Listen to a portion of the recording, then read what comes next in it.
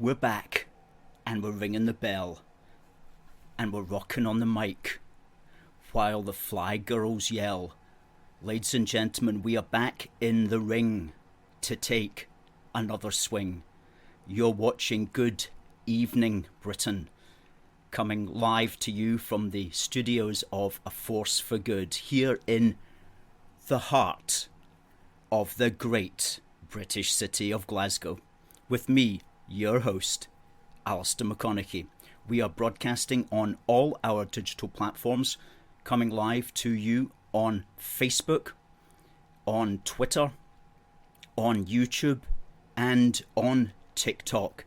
And folks, this is our 100th Good Evening Britain. And as you can see, we've changed the format, folks. We've changed the format because we thought, what can we do differently for our 100th show and going forward as well? And we've decided to go back to the old school style. When we first started back in April 2020, we were standing up. We were not sitting down. And so we're coming back to you after a 5-week absence, standing on business, folks, standing on business so we can move around now. We're not sitting down anymore. No, we're not having our energy constrained by the seat. Instead, we're standing up so we can move to the side. We can walk over here. We can move forward. We can walk back as well, and we can walk towards the camera for emphasis. So we're feeling a lot better about this standing scenario now, because back when we started in 2020 with the Saturday street stall, as we called it, some of you have been with us from the very beginning. We were standing, and those were some great broadcasts. So we're back to that style again. And we're changing the setup as well. Today is the eve of D-Day. And so directly behind us, we've got a D-Day flag, which has all the flags of the Allied forces on it. Thank you so much to the person who sent this flag in. We're going to be flying it this weekend at one of our street stalls as well. And so we're going to have the flag background on special days, on special Wednesdays. We'll have an appropriate flag up. A lot of the time it will simply be the A Force for Good flag, but that's going to be the style, and it's going to be me standing on business, as the kids say these days. Thanks to folks coming in on TikTok as well. Please tell us where you are calling from. Tonight we're going to be looking at, of course, the general election, which was a very boring general election until about 2 days ago, with the grand entrance of a Mr. Nigel Farage, who has, it's fair to say, changed the whole dynamic of the election. So we're going to be looking at what does that mean for us. What does it mean for us here in Scotland? Because here in Scotland, some people are saying, oh, we've got to vote tactically. We've got to vote for the Tories, or we've got to vote for Labour in order to keep the SNP out. So what does the introduction of reform and a rejuvenated Reform Party under the leadership of Nigel Farage, what does that mean for us here in Scotland? What should we do about that? Tell us what you think about it, because as well as that, of course, Reform isn't going to be the only small party that's or medium-sized party that's standing. There's going to be lots of smaller, what we might call fringe parties standing as well throughout the United Kingdom and in Scotland also. And would you vote for them, or would you vote tactically? Do send in your thoughts on that. So we'll be talking about that. We'll also, of course, be looking at D-Day. And in that regard, we're bringing back the competition, which is for this lovely little D-Day badge, which is slightly bigger than a 50p piece, embossed with the words D-Day, the flags along the bottom there, as well as it says Utah, Omaha, Gold, Juno, Sword, D-Day 80th anniversary. Before we get into the substance of the programme, let me tell you what we've been doing for the last month while we've not been broadcasting on a Wednesday or creating videos as a consequence of that. But before I do that, let's say hello to the people who are sending in some comments. And Derek was the first in. Derek says, good evening, Alistair and fellow unionists. It's great to see you back well into the second week of the general election, and great to see that Salmond is not going to be a candidate for Alba. Do you know what, Derek? We did not know that. Did not know that. Is that news? Must have just been coming out today. That surprises me, I have to say. It surprises me. But maybe he just has had enough of that. Alba's an interesting one because they will take votes from the SNP, and the SNP are already under pressure from the Labour Party in the Central Belt, and in about 6 constituencies under pressure from the Tories as well. So they do not want to be losing any seats, any votes to anybody. And the introduction of Alba is going to make that happen for them. So they're not pleased about that. But hey, good for Alba, because at least as far as Scottish nationalists go, Alba's got marginally more sense than the SNP. But of course, that's not saying very much at all. Derek says, let's hope that his party goes out of business. Well, remember, of course, it's a British general election. The Greens have got no chance. The Scottish Cabbage Party, or what Derek's calling here the Green Garbage Party, have got no chance of getting a seat at this stage, but they're simply using this as a publicity exercise in order to big themselves up for the 2026 Scottish election, where they do get candidates elected on the regional list. And thanks for the birthday wishes. Happy 100th show. Perfect on the eve of D-Day. Oh, and Derek is a great union supporter, and he got his issue of Union Heart. He says it should be read by all unionists around the world. We concur. What does this button do? Doesn't think that Alba is a very good name. Says it's ripped off from the BBC Two showing of Alex's favourite show. Which was that a cartoon? I can't recall. What does this button do? May not be a friend of, let's me see. Farage was running away to the US, laughably implying Trump needed his help to campaign, but clearly dumping the UK election well in advance. Yet now Farage is saying that he planned this for months. Yes, I don't think that he planned it. I think that he just simply thought, hey, it makes sense for me to do it after all.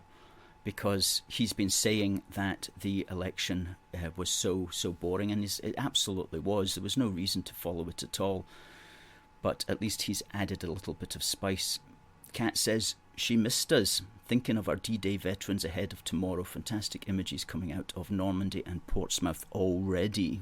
Good. Well, let's go into just simply what we've been doing in the last month. We've done a lot, mainly publishing, of course.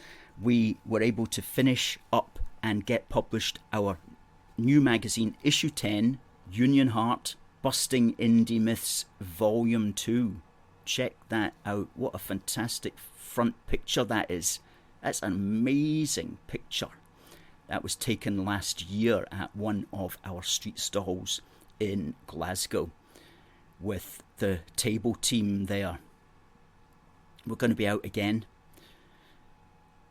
this weekend, so if you'd like to join us, please do send us a message. And what this is, it's volume 2 of Busting Indy Myths, and you know, we've had about 30 Busting Indy Myths on video, and I simply just look at those videos again, I transcribe them or I parse them in some way, and we publish them here. And so this is like another 10 of them. For example, this page is a constant. It's always there because it's such an important myth that we bust. That's when the Nats say that Britain doesn't exist. So we have to have that on every magazine. But here we talk about the SNP's inferiority themes, how Scotland isn't outvoted, how Scottish values and English values and Scottish and English sovereignty is the same regardless of what they say. How union is more likely to make hearts grow fonder, not separation.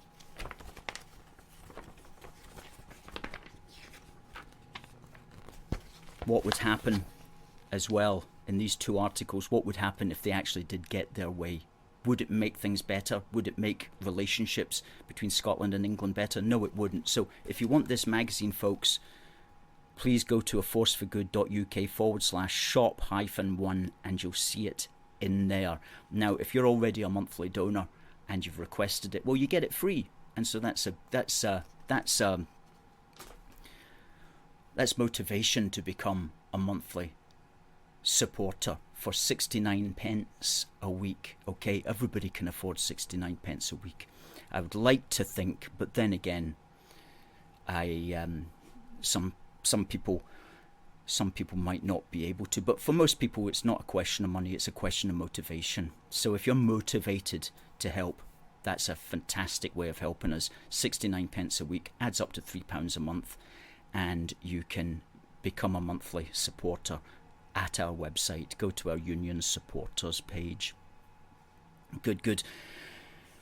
In addition, over the last month, we've had 2 street stalls in the heart of Glasgow. I was interviewed on the We Say It podcast on rumble.com by Nick Mitchell, who is a fantastic up-and-coming Scottish podcaster who has a channel on rumble.com. Just Google We Say It podcast. He's also on Twitter. He interviewed us. Let's get rid of that banner. And what else have we been doing? We've written 12 major papers, actually. 12 major articles, or documents rather, have been published on our website. More about them shortly, because in these articles we are basically laying out the philosophy for a new national party for all of the United Kingdom. Not that we're going to start one, but if you wanted to start one, where would you begin? You'd have to begin from fundamental philosophy, and we're putting together a series which will run to 10 articles. We put out 7 so far on basic principles of patriotic sovereignty, and you build from them, and we'll talk about them in a moment. So intellectually very busy and also physically very busy, and so that was a good reason to just take a break from the broadcasting and then come back with a completely new design for the broadcast, and got good hopes for this, high hopes for this, and we'll be interviewing people as well between now and the election and for the rest of the year also. So stay tuned, folks, stay tuned. Good. Thanks for the comments here on TikTok. Schema says, I saw you at the 100-year memorial at the Cenotaph in Glasgow last week.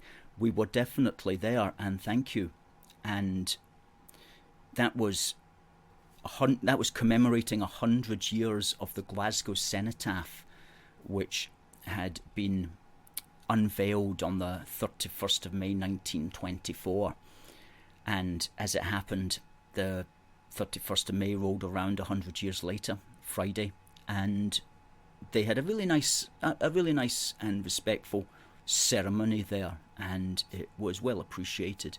A couple of hundred people were there, at least 250, maybe more probably, and very impressive as well. I was very pleased that Glasgow City Council saw fit to remember it in that way, and they did dress up the Cenotaph in some very nice British flags. So we were there. We did a live stream as well. That was another thing that we did. We did a live stream, and that was seen by up to about 300 people on the day as well. So we took that message out there for people, because there's a lot of people, especially maybe younger people, who don't maybe get taught so much history these days. Certainly not the sort of history that maybe some of our viewers were brought up on. And so it's always good to recall to memory those sorts of things in some way, which is what we try to do here at A Force for Good every day across our social media platforms. Indeed, today we had a post this morning, and we do every day, about something that happened in British history, or perhaps British Commonwealth history, such as in Canada. Hey to British Legends, nice to see you there. What does this button do? Says, smart to have a break. YT says, thoughts on Reform Party. Yeah, well, let's get into some thoughts on the Reform Party. Before we do that, let's play a video of Nigel Farage yesterday in Clacton, and tell me what you think about this video. Let's play that. We need radical surgery in this country. We need braver politicians to stand up for us and represent us. And if you help me, as you promised you would, we will, on July the 4th, win this seat. I'm humbled to be here. I'm flattered by your reception, and I promise I will do my best. Thank you.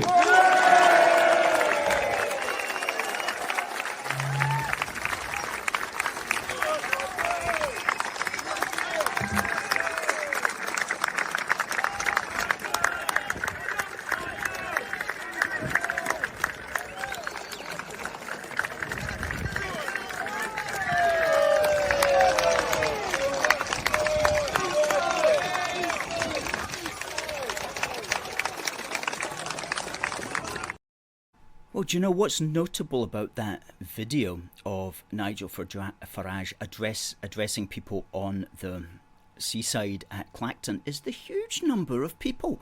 I personally have never seen a politician on the stump, by which I mean at election time, addressing a rather spontaneous gathering of people that size. That was several hundred people there. Now, you don't see that. You don't see Rishi Sunak addressing anybody like that. You don't see Keir Starmer addressing those sorts of numbers. What you'll see with them is they'll go to a very controlled environment where the audience is made up of supporters and friends of supporters, and they'll give just like a quick rundown of policies for the benefit of the cameras and for the benefit of the media that's there. But you don't see that like old-fashioned standing up on a park bench and shouting at an assembled audience of people. So that's really quite unusual. And so that does say that there's something happening, to use Farage's phrase. There is something happening out there, especially in those parts of England. And Farage is the man to make something out of that in a way that no other politician can.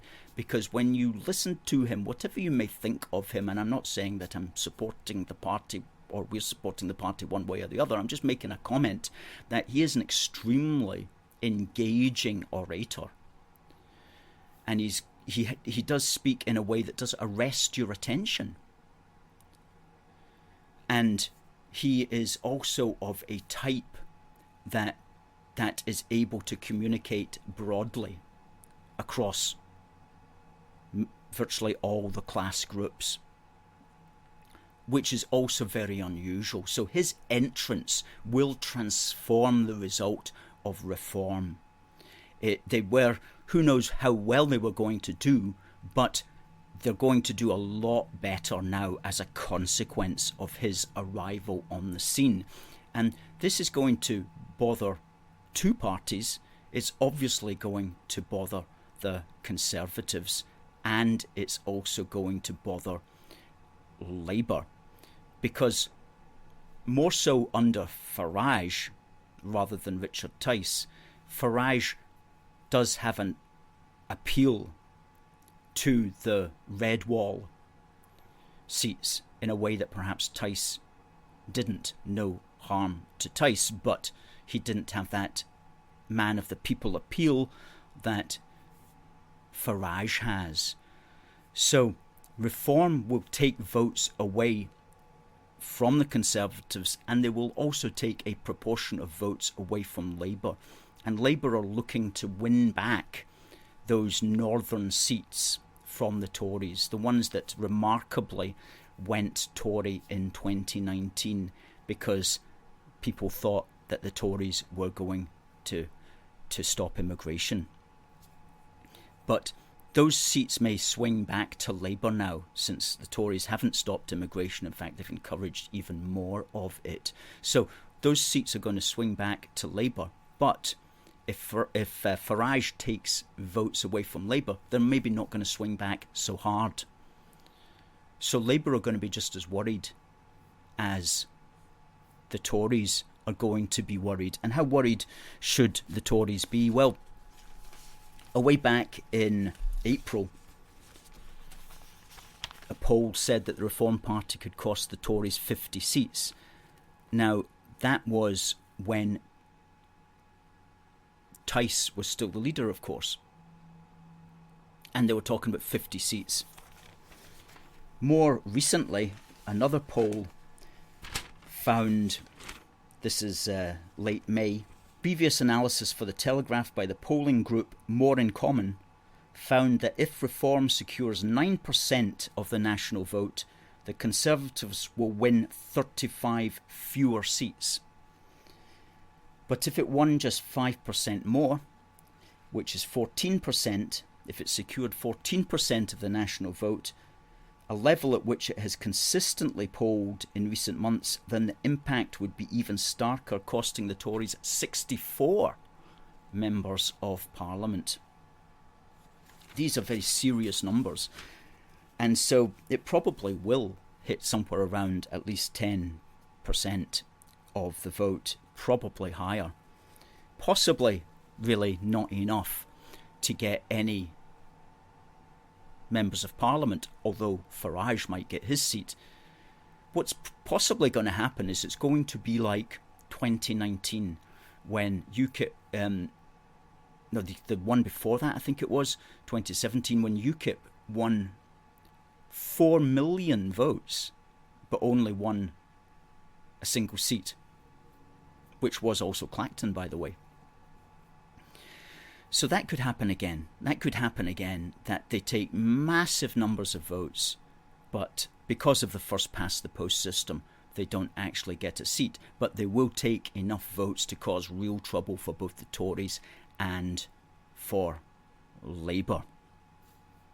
So that's a very interesting dynamic, and Farage's entrance into the scene is only going to compound the problems for the mainstream parties. Fair enough, quite frankly. The mainstream parties deserve to have problems compounded. The mainstream parties are responsible for the situation that we're in at the moment. Goodness me, the situation is totally absurd. As far as immigration, for example, goes, 1.2 million people, long-term immigrants, came into the UK in 2023. Long-term immigrants, which is defined as people who will be staying for at least 1 year. 1.2 million. Okay, these are just crazy numbers. And the Tories are not going to stop that. And is Labour going to stop that? Well, Labour might be slightly more restrictionist if they think that they need to appeal to a certain group of people, such as their red wall voters. They're certainly talking up restriction. In fact, we've got a video here from Keir Starmer yesterday from Sky News, and we'll just run that and listen to what he has to say. The Conservatives have let immigration get out of control. We've got record numbers of people coming to this country, and they've now said they're going to have a visa cap. They've not said what the number is. They've got a visa cap without a cap. We did have a visa cap before. Rishi Sunak argued to get rid of it, which they did in 2020, and now they're going back to it, but without a number. It is utter chaos. They've lost control, and that's why net migration is far too high. This government has lost control. It is now more than twice as high as it was when we were in the EU. That's the irony of it. This Prime Minister is actually, for all his tough talk, is the most liberal Prime Minister when it comes to immigration. Those numbers have gone through the roof. Well, I never thought I would see the day that Keir Starmer would be attacking Rishi Sunak for being too liberal on immigration. But that's literally the crazy situation that the country is now in. We have a left-wing Prime Minister who, let's face it, is an open borders enthusiast. He's even saying He's even saying that the Conservatives have gone too far. So what does that tell you? It really tells you that the Tories are probably finished at this election.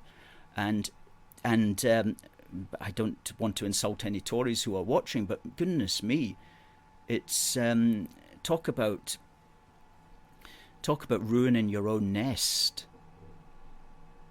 which is what they've done. It's just beyond belief. Now, don't get me wrong, I don't think that Keir Starmer is to be trusted any more than any of these other mainstream politicians, but at least he's making these noises, and at least there's going to be red wall voters who have always wanted immigration controlled, who are going to say, well, there you go, he must be my man. So what will also happen, of course, is because of that, Farage will ramp up the restrictionist rhetoric, the pro-immigration control rhetoric as well. And Farage will actually shift the window more towards more restriction. That's another good thing that Farage and Reform will do, is they'll move the debate towards more restriction. They're not going to move the debate leftwards, as it were.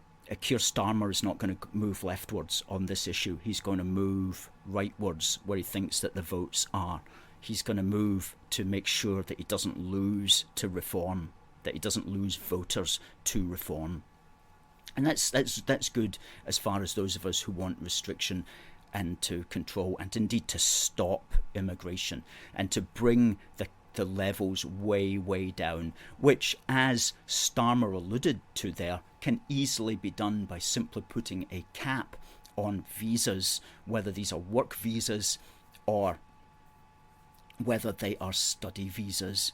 And you say no more than 20,000 work visas will be issued. And once they're issued for that year, nobody else gets a work visa. And it's easily done, and that's how it used to be done. But all of that got scrapped. Who scrapped it? Boris Johnson. And that's why the levels have just gone flying up. And one of the reasons the levels have gone flying up is because of the measure for the health of the economy which is used. And let me just touch on this briefly. But the British economy, when you hear, oh, it's growing, what do they mean by that? What they mean is GDP, gross domestic product, is growing. And apparently that's meant to be a good thing. And they go, oh, well, the economy grew by 1% or something like that. What's the measure of that? The measure, gross domestic product, is simply all the economic activity added up into one big bundle. So, for example, if a nuclear bomb hit London tomorrow and suddenly the British building industry had to be thrown into action to rebuild London, GDP would go through the roof. We'd have the most amazing economic growth, and everybody would be going, well, it's quite good that bomb actually hit, because what that means now is that we've got great domestic product. The GDP is going through the roof. Isn't this wonderful? So obviously GDP is a stupid measure to use for the growth of the economy. Similarly with immigration, as you bring in more people, that creates more economic activity, and so the GDP rises again. But what does that actually mean in reality? Well, it means in reality you can't get a seat on the bus into town. You get hit by a Deliveroo army guy on a electric bike on the pavement. You sit in traffic jams for hours. You can't get a dental appointment until 2027 or something like that. That's what it means in reality. But it's great because we've got GDP rising. No, the correct measure should be income per capita. Okay, because you can have GDP rising, but everybody's personal income can be falling or standing still. So if you use GDP as the measure, you have to have more immigration. You have to have all these people coming in, because that will make GDP rise. However, if you use income per person as the measure, then in fact you don't need anybody coming in. That's a critical point. And so for those moving forward who want to control immigration at the moment is justified through the economic measure of GDP. That has to get thrown in the bin, and you have to use income per capita. And when you use income per capita, you do not need to have more and more immigration, and certainly not at the level that we have it today. So you see how just a little twist of the economic measurement can actually change reality. We wrote an article about that. That was one of the articles that we wrote in the last 4 months. Sorry, in the last 4 weeks, looked at that. If you go to our website, aforceforgood.uk/blog, and you'll see it up there. It's called Lock the Doors, Close the Gates, Stop Immigration. And somebody just sent a wee message there saying remigration, and that was actually Steve Laws. And we're going to just use a wee picture of Steve Laws actually today, because he said something really quite profound but also sad.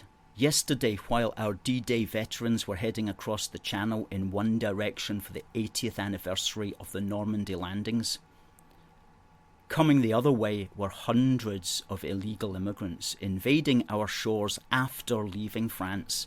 234 arrived yesterday on 4 dinghies. The bitter irony. That's the word, the irony, the bitter irony of that.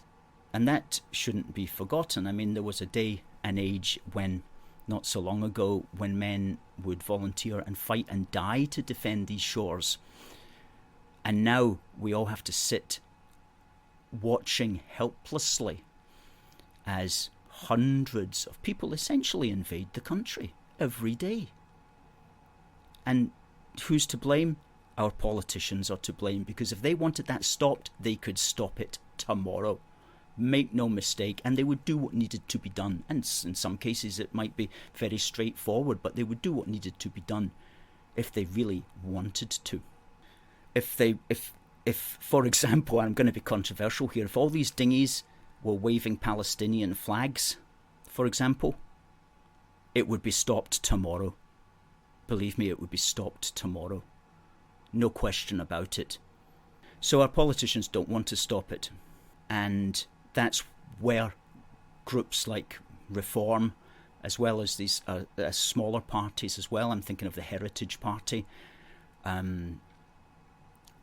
who are very strong on closing. Well, I don't know how strong Reform is actually on its immigration, but at least it wants to stop it, and it's making the right moves. Maybe we could get somebody from Reform, if there's anybody from Reform watching, who maybe is going to be a candidate. If you'd like to appear on the show, please do so.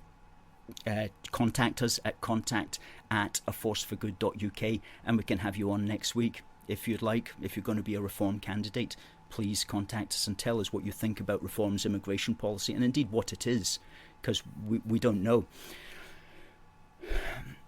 They had this idea of net zero immigration, which means that the population doesn't rise, theoretically.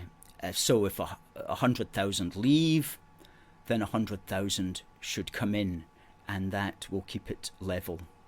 Well, that's not good on a range of reasons, because very often the 100,000 coming in are going to be having lots of children. And so in effect, it's much more than 100,000 in the long term. And also, why do we want 100,000 people coming in anyway? Why do we need any? So that's a policy that's not really all that good. It's better than nothing.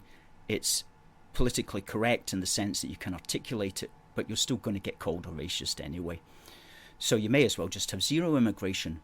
Just stop immigration, just take it right back to a few thousand. The country managed to survive for millennia without hundreds of people coming in each day, thousands of people coming in ultimately each day. So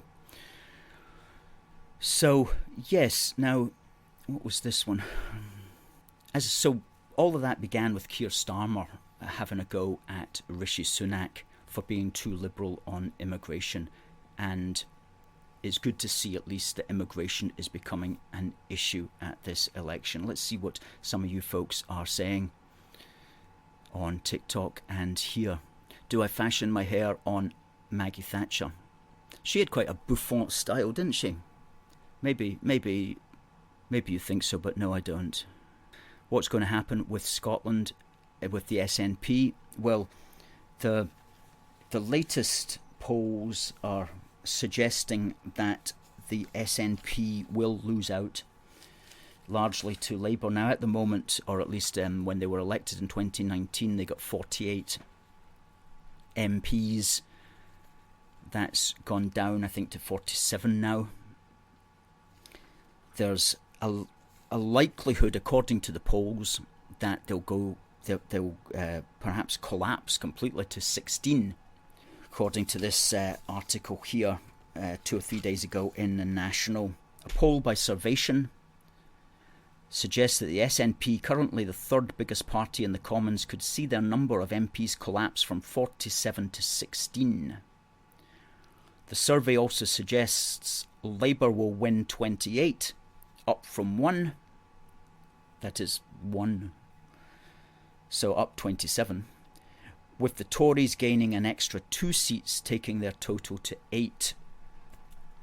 Possibly.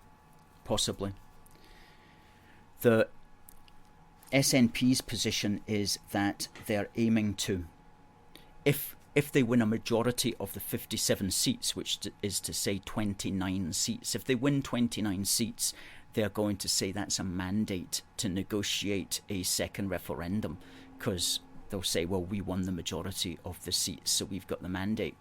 If they also won a majority of the votes, by which I mean outpolling all the other parties put together, then they would also claim that was a mandate. I don't think they'll get the latter. Could they get 29 seats? Yeah, they possibly could. Bear in mind that Scotland is really quite different from England in that respect. But anything below 29 seats for the SNP would be a defeat for them. So that's what I hope they get. I hope they get less than 29 seats. That would be a victory for unionism, as it were, which would mean that down from 47 to 28, that's like 19 seats they would have to lose. Very possibly. Samuel McClellan says, awesome shirt. Thank you, sir. Eric doesn't put any faith in what Starmer is saying. Starmer is just speaking words. He has no intention in dealing with illegal immigration. He depends on them. It is a worry the extent to which, if Labour win, the extent to which he is going to encourage the numbers to come in, and especially, perhaps, even change the franchise to allow voting by residence and not citizenship, which is what we have in Scotland for Holyrood elections. Not many people know, we also did an article on this in the last 4 weeks about citizenship and how it's a core element of patriotic sovereignty. And in Scotland, you don't need to be a citizen to vote at Holyrood elections. That's absurd, utterly absurd. And unfortunately, the way it goes in Scotland, it seems to go in Westminster also. And so what that would mean is that all these people who come in, as soon as they're given legal residence or leave to stay, then they would get the vote as well. That would be terrible. And that's just something that's right up Labour Street, unfortunately. So we've got to be thinking about that as well before we vote for Labour. Now, I did say that we had a question tonight, and it's about D-Day. And I just want to talk about D-Day for a little moment now. I'll ask a question shortly, and the winner will get this badge. Now, this is a quality badge, by the way. Quality badge. And it's got a pin at the back.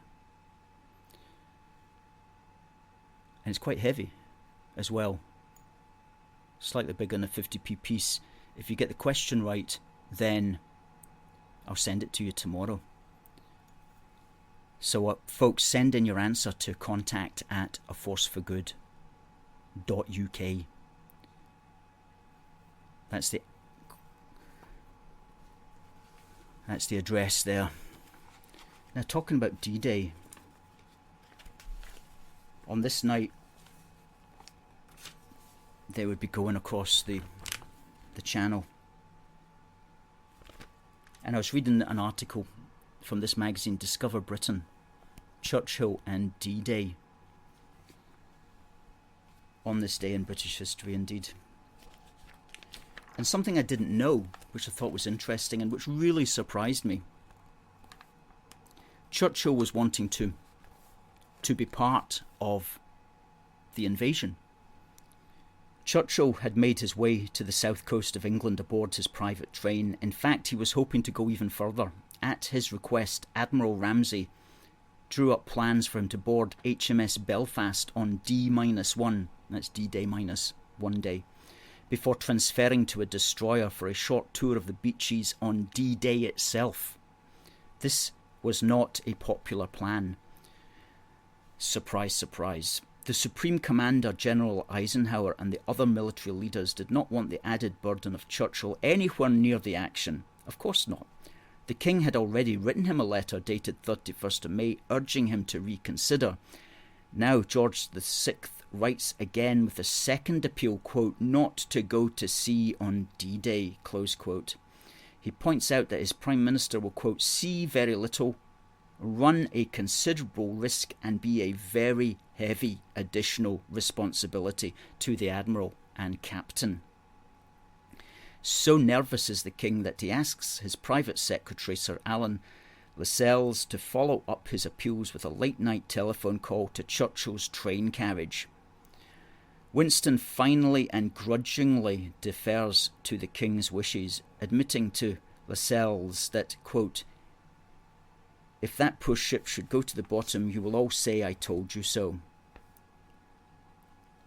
So he wasn't very pleased about it. And he wrote back to the King, Your Majesty's wishes makes it clear that he would not attend, but he adds a little bit, as Prime Minister and Minister of Defence, I ought to be allowed to go where I consider it necessary to the discharge of my duty. Close quote. Well, that was surprising to me, because I thought, why on earth would he want to join the forces on D-Day? Did he not see the danger of that? Anyway, he survived to live another day, and on the 12th of June, he crossed over. He crossed over the channel on the 12th of June. There he is sitting there. I don't know what ship that was offhand, but certainly not on D-Day. And on D-Day there was 5 beaches that were invaded. The Americans took the Utah and the Omaha beaches. The Canadians took Juneau, and the British took Gold and Sword beaches. And the biggest fighting was on the Omaha beach, which has been pretty horrifically portrayed in Saving Private Ryan. The British thankfully had less adversity on the day, but they still had to put up a fight. Oh hey, Super Chat from We Say It podcast. Welcome back, Alistair. Let's keep the push going and awaken people up. Thank you very much, sir, for that Super Chat. Folks, you can see, those of you watching on YouTube, there's a little button with a $sign. You can send a Super Chat that way, folks. Also, if you're on Twitter, go to twitter.com/We Say It podcast. It's simply let me just confirm the address. Yep, twitter.com/We Say It podcast, all one word. And please give Nick a follow. And if you are on rumble.com, go to rumble.com and search for We Say It podcast. Nick's there as well. He's doing sterling work. And what we've got to do is, those of us like Nick and the Force for Good and others in Scotland and in the UK who are providing these alternative platforms and this alternative comment, please support us by simply watching us, by giving us a thumbs up, by giving us a repost, by subscribing to our YouTube channel, by following us on Twitter, by sharing us on Facebook. All of these ways just helps us to get the message out, and that's so important because we are up against massive amounts of money as far as the mainstream media is concerned, and us guys, we're just doing it from the goodness of our heart. So thank you, Nick, for that support. That's really appreciated. We Say It podcast. British Legends says, proud to be both Scottish and British. Well, if anybody watching in who likes to be Scottish and British, we've got a range of t-shirts and hoodies that say Scottish and British, which are available at our Teespring store. We'll put up the link to the Teespring one as well. Unfortunately, it's not a snappy link, but we'll keep it up there. TC says he prefers to call the Albert Party the Uncle Albert Party. Good to see that, Preston journalist. Thank you. We're back on air and we're not going away. Alan Newton says his cat would do a better job than Labour or Conservatives. Stuart says he loves Churchill. Next week, because we've really only got an hour, next week what we're going to talk about is what will happen if the Tories get absolutely decimated, because there are people who want that to happen, because they think that if that happened, then this would somehow ensure that a new real Conservative or right wing or whatever you want to call it party would manifest in its place, and that might happen. But it equally might not happen, because the Conservative Party is a very powerful party which is well connected as far as British and international money is concerned. And at the end of the day, politics is really about access to money. And without access to money, these political parties wouldn't exist. Like Labour and Tories wouldn't exist without their millionaire donors. They would be like these smaller parties, relying upon Joe Bloggs sending them occasional £10 super chats and things like that. So unless an alternative party had access to those millions and millions of pounds and had people who were not holding them to ransom in that regard, then alternative parties wouldn't necessarily arise. So it's an interesting question. There's ways of looking at it from both sides, and we'll just have to see how it happens. And of course, after the 4th of July, we'll have a much better understanding of where the chips have fallen. But the idea that a decimated Tory party would give way to suddenly a new party of the right isn't necessarily correct. It might happen, but it would depend upon what the millionaires wanted. And the millionaires want their pound of flesh, as they say. So it wouldn't necessarily happen. But there's a lot to talk about as far as that's concerned. It's not something we can go into in the last minute of this show. Good stuff. Well, it's been a good show. Very pleased about it. Probably have a guest next week. So until then, it just remains for me to say thank you to everybody who's watching. Please share this around. God bless the United Kingdom, and God save the King. See you next week.